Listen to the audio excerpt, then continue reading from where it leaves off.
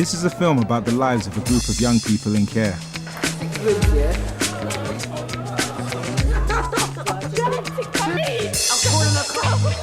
It's to help you understand what it's like, to help you avoid the bad things that can happen, and make the most out of your future.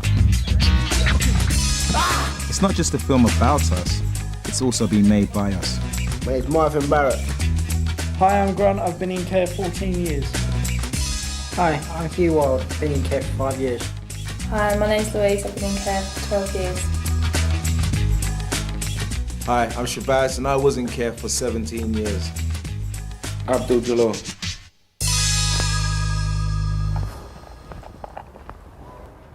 Being in care can be good and bad. Experiencing things you've never had. While the smooth come with the rough and the rough come with the smooth, decide your future by attending reviews. There's a stigma involved when people know you're in care, but don't let that topple you, because the support is there for you to use and not to abuse. So don't be scared, because you're allowed to refuse. You have rights, it's important for you to know them, but social workers and social services tend to hide them. So don't be withheld, ask questions you want to know, because that's how you get to wherever you want to go. So ask people, and people will tell you that growing up in social services ain't easy for them to go through.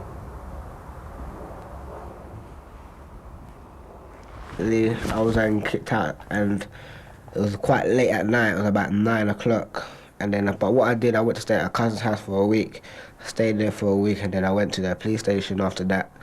And then I stayed in there for about 12 hours.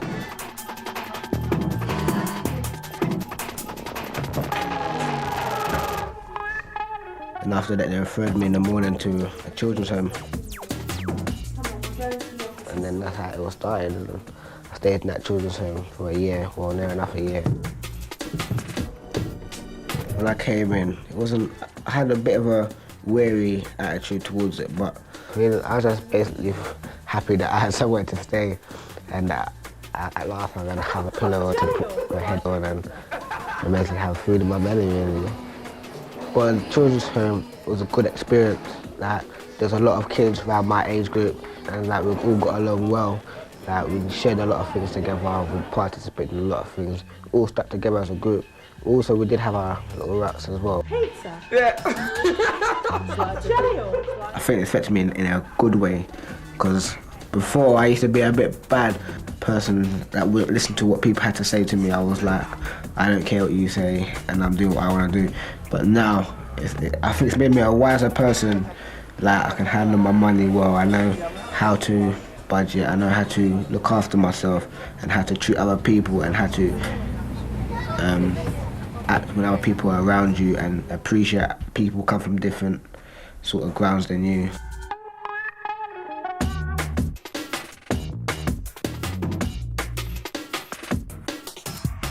When you come to children's home, you know what kind of people you expect to be in it. Do you know what I mean? And because some people have worse backgrounds than others, because I can really say, I've had a lot of problems with my parents, but I can say I had a good upbringing.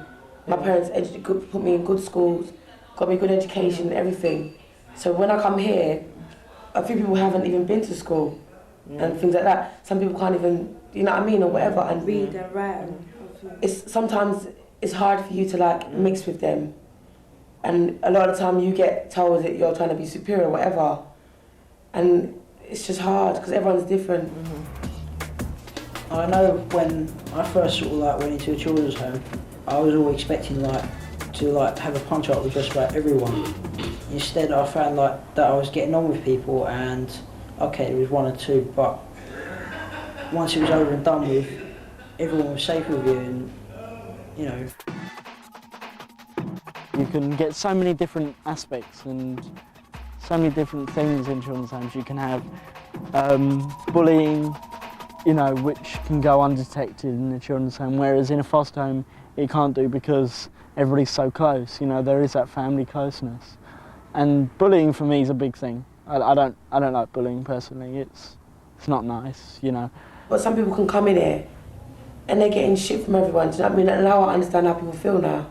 Yeah. They're getting, they're getting a lot of crap from everyone, and they go to their beds, and they're just crying every night and they feel really unhappy, and I think that they should be given Like they kind of get picked on and this. yeah, because I understand now how it feels for people, and I think the residents should be a bit more considerate, because I've been like that.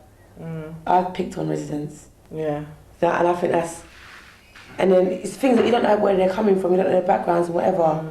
And it's just making their life a misery. Really. You know what I mean? Because you come here thinking, oh, I've got problems, but there's always someone who's worse than you. Do you know what I mean? But then there's also bullying from staff, which maybe get overlooked a little more by social services, the head of care in the children's homes. And it does happen, you know. And for all the people that are going to watch this video, if you find that it does happen, you need to make a complaint. You need to make it, you know, it known, it heard, because you're just going to carry on feeling miserable, and then you'll get yourself into a lot of trouble by trying to defend yourself and being rude to that staff member.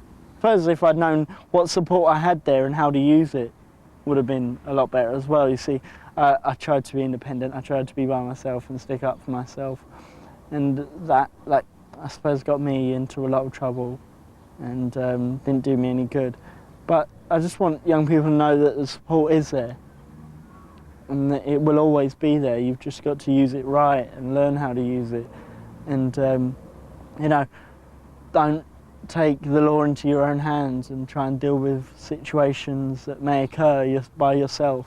You know, people are there to help you. I don't know what his name is.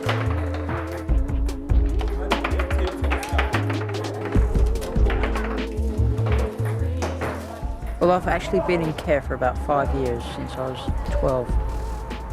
When I first came into care, it was curious. Like, I'd never been there, obviously, before, and I wasn't sure what to expect.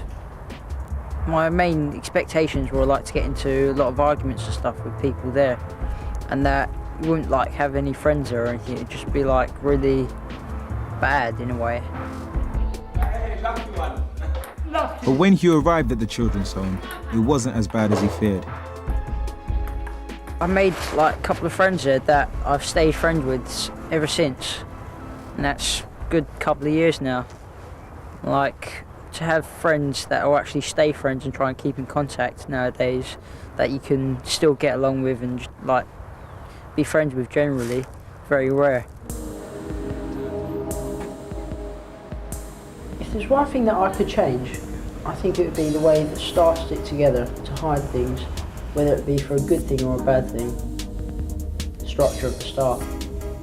For example, I made a complaint to one staff and I found that it didn't go anywhere, so I went above that staff to the higher person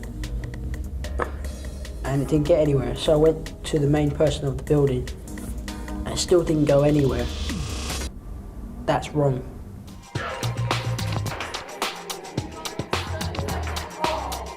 If you have a complaint or you feel something is wrong, you should go to your social worker, link or key worker. If you still don't get the help you feel you need, you can contact the Southwark Complaints Officer or special groups outside social services. The numbers are in the information pack that comes with this video. I mean, they're important, they are, but also I think maybe they're not as important as maybe friends are in places like children's home. You know, children's homes, you need friends, because if you haven't got your social worker there or your link workers away and the supervisor is away, you need somebody there to help, because you end up bottling it up and then eventually it all comes out and you end up either getting arrested or something for assault or something like that, which I've seen happen. And you know.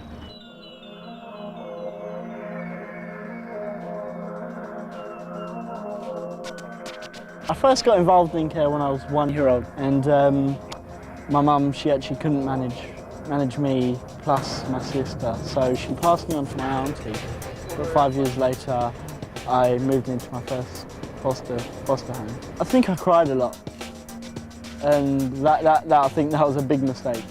I cried a lot, and I think I got hit, which was a shame, which wasn't a very good start, but I think I got a bit homesick. I'd lived with my aunt and uncle for 5 years, and that was great. You know, there was a lot of love there, and I lived with my 5 cousins. I was at that foster home for a year, and then I moved to Deal in Kent.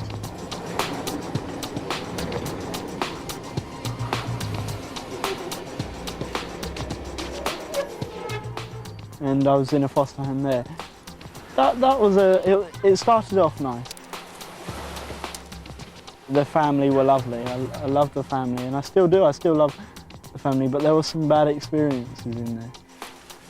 But I mean, all in all, I think that being in care is maybe a good thing. And you know, if young people give it a chance and work along with people instead of against, then they can get on a lot better and do really well.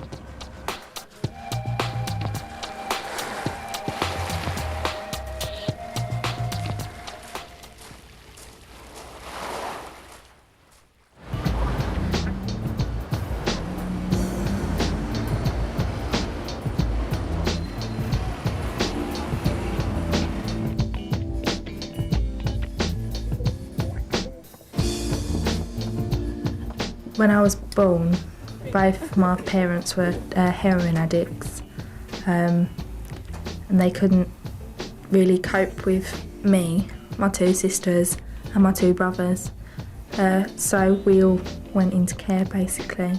The first placement I actually remember being in, it was like quite a big house, and she had like quite a few foster children, and it was quite scary because I didn't know anybody there except for my 2 sisters. I've never been in a placement, I think, longer than 4 years. That's the bad thing. I think the shortest it's ever lasted is about 3 months, and the longest it's ever lasted is 4.5 years, which was living here in Essex with Jill and Rod. This is Jill and this is Rod. I call them both Mum and Dad because, well, I lived here for 4.5 years, and it's the longest place I lived, including my birth home. So I really think of this as my home. I show them Babes and Christine's one. We'd always wanted more children. We'd had 2 boys.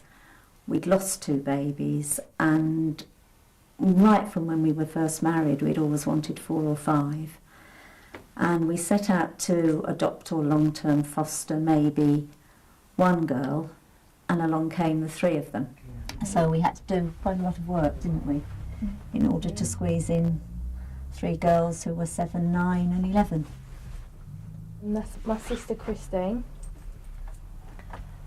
And that's my sister Charlene, and they're just pictures of all of us. This is Lou when she was 7, when she first came here. And this is Louise when you were what, 8, 9?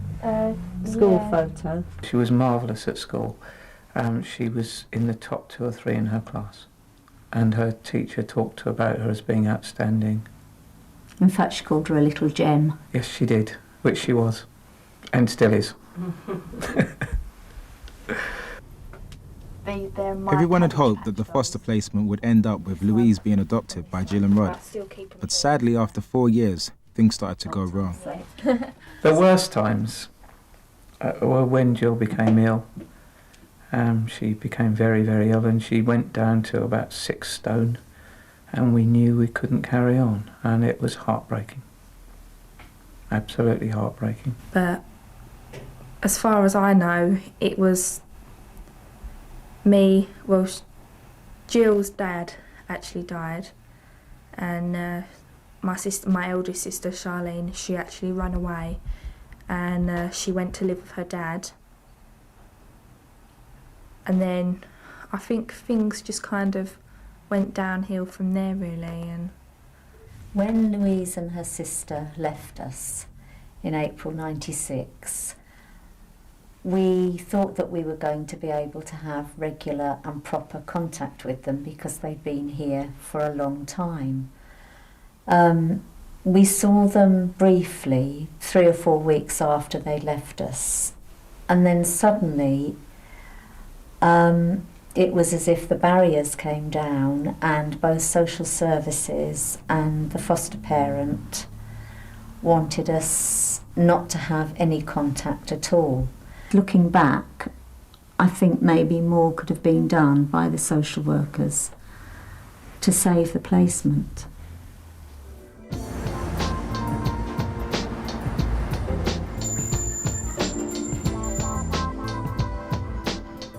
Louise has had 3 placements since leaving Jill and Rod's home, but she still thinks of them as her family.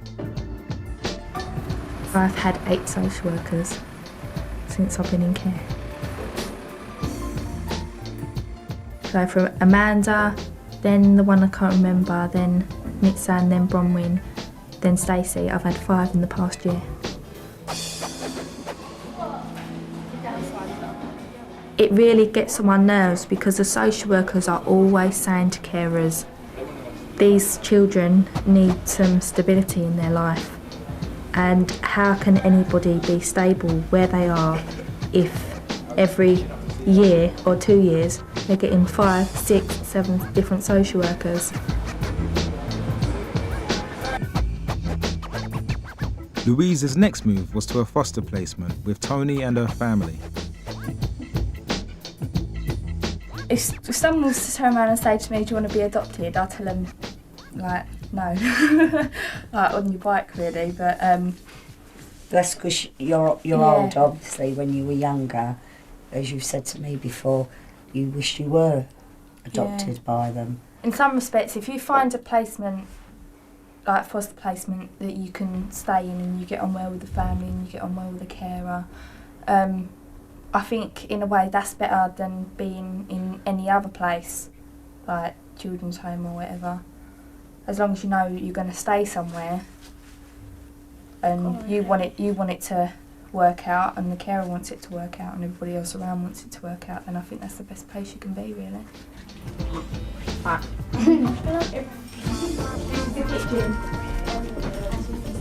We've got our turkey out, ready to defrost for Christmas. I would like to stay in the placement I am now until I'm 18, and then I'll do A-levels, and then hopefully I can get into university if I get good enough grades. Then I can do a law course and become a lawyer. And this is Tony, my foster mum. This is my house.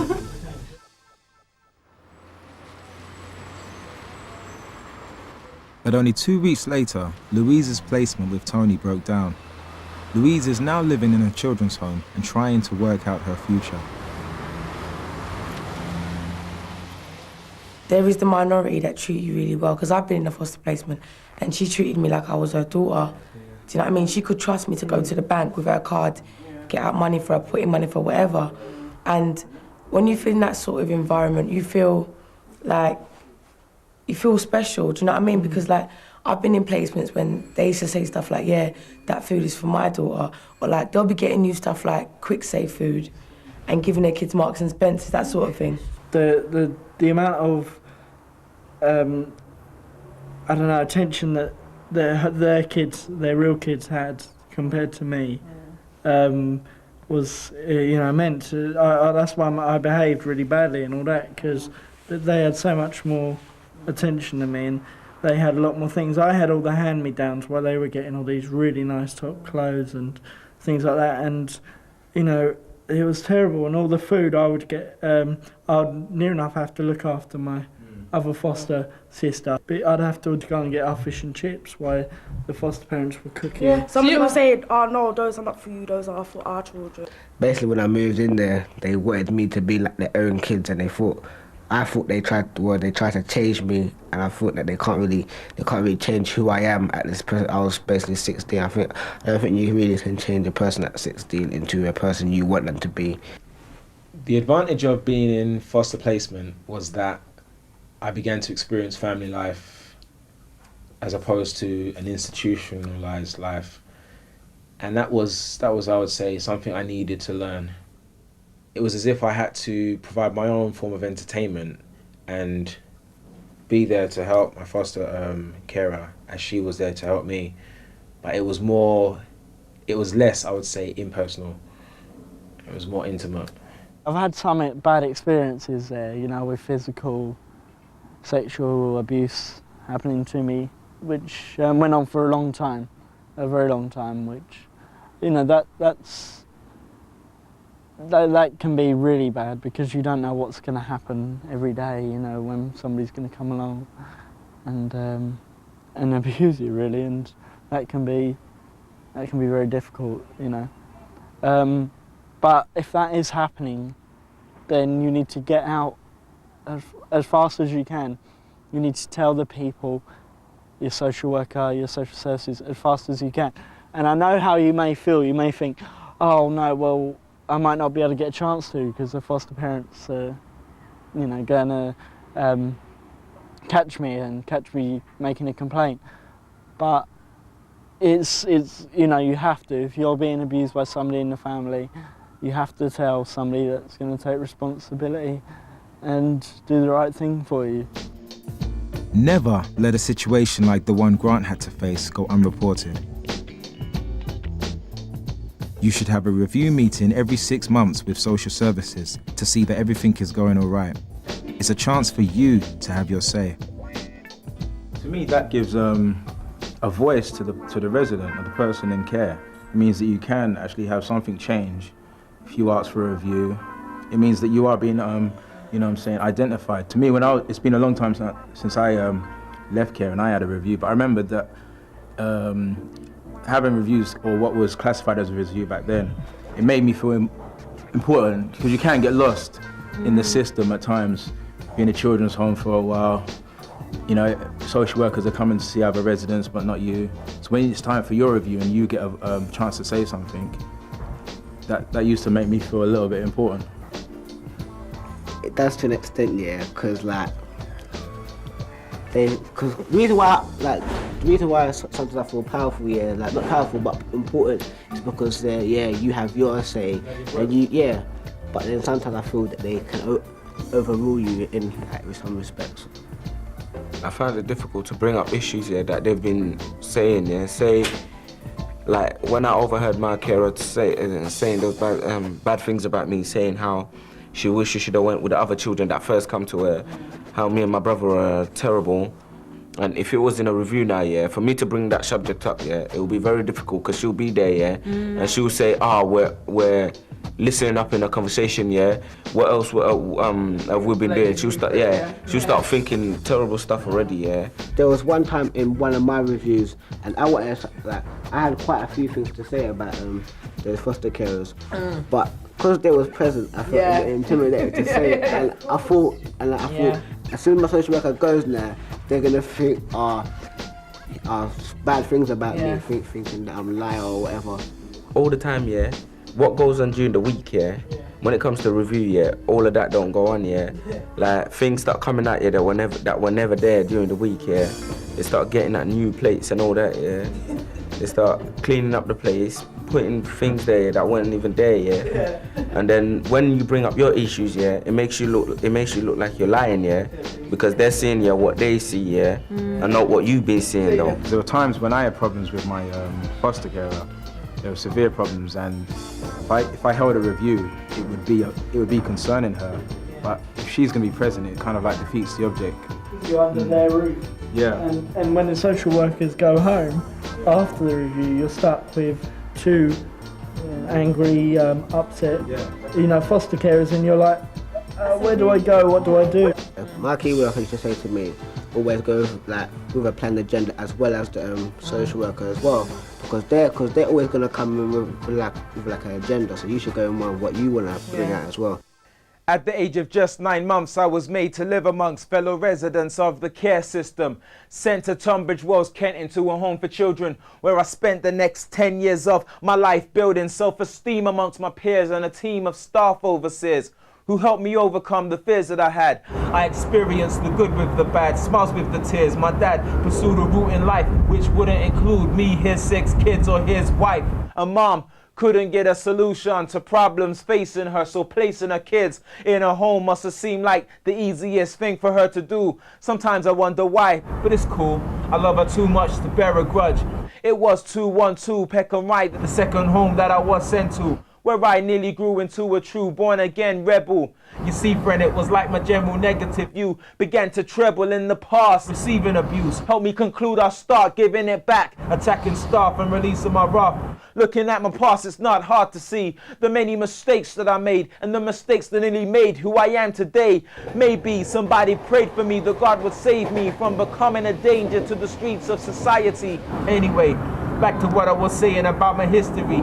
It was my key worker David who found the perfect placement. So me and my brother Jason moved from the residential hostel into the home of a Pentecostal foster mother. I grew to love her very much. We still keep in touch with one another. I remained till I was approximately 18. True, we had the odd problem or two, but I stayed there until it was time for me to move. Leaving care gave me a kind of children's home of my very own, a 1-bedroom abode where I could grow independent of the care system, living with wisdom, prepared to face my life's mission. Behind the 4 walls of this new placement was no discrimination, no abuse, no racism, no reviews, just me independently chasing my life's purpose, to help the youth realign their lives and recognize that they shouldn't live their lives worthless. I thank God for the social services. When what they do works, it's very worth it. Yeah, not every social work is perfect, but when they earn the respect of a kid that's been neglected, they deserve to get respect with appreciation. They're worth their very weight in gold. Even when I'm grey and I'm old, I shall remember all the days I spent in the care service. All the residents, all the staff, all the social workers. Together they're a part of my past that I shall never forget as I step into the future. Peace.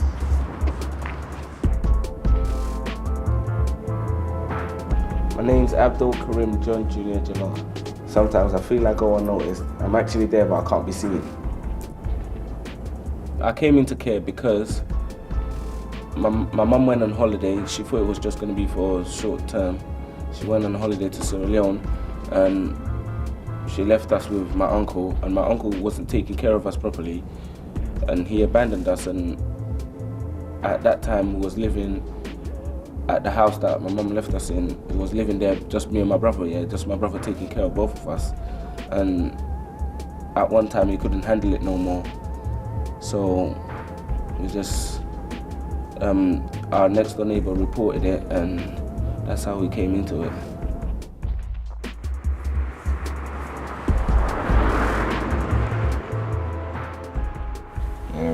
When I go college, I want to study art and design. When I'm 18, hopefully start majoring in animation, because they say I can't do it right now. I'll have to wait because I can't start it at the age of 16. So I'm going to do a 2-year course on art and design, and then when I'm 18, I'm going to start specializing in animation. This one I did in year 9 going to year 10 without any preparation or anything. I just did it freehand, just by looking in the mirror, but then I felt I could do better. So I did a bit of preparation work. Just parts of my face. And I see it was beginning to look up a little bit better. So then I started on my final piece. All the preparation I've done here came forward to doing this here. Yeah, I just do it for the fun of it, because sometimes I could get really bored. I don't have nothing else to do, or sometimes I would have something to do, but all I can think of at the time is just art. That's the kind of person I am. I just get ideas, mad ideas mixed up in my head, and I just put them down if I can.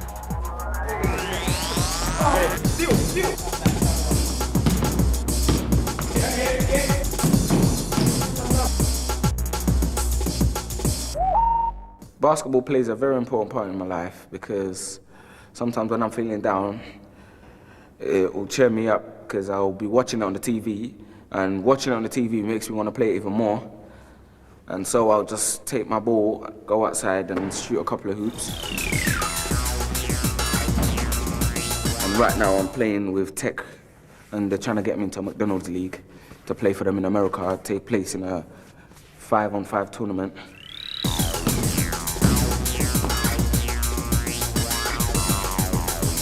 Just because of you being in care, don't mean you're going to be isolated from the world, yeah? You can still hang around with your brethren, do what you want, yeah? Play all your favourite sports, yeah? Like me, for instance, yeah? No one would think that I was in care. Also, yeah, there's going to be a couple of rules, yeah, that you're going to have to live by, yeah? Which are there to help you in some ways. Yeah, so what I'm saying is, yeah, just look forward to it, yeah? If you're going in care, yeah, it's unfortunate that you're not going to be with the people you love, yeah, but in some ways, yeah, your carer is going to give you as much love, yeah, as whoever you was with, yeah. Just give you an extra hand, yeah, in reaching for your goals in life.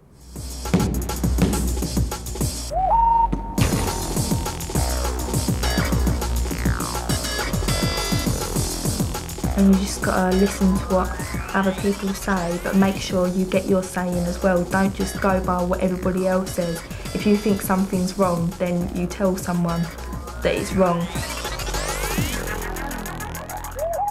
The advice I would give to young people in general, whether entering into care or preparing to leave care, is know what you are entitled to.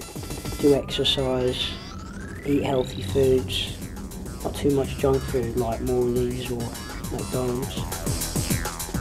Don't ever give up, don't ever think that you'll never make it, because everyone's got a chance.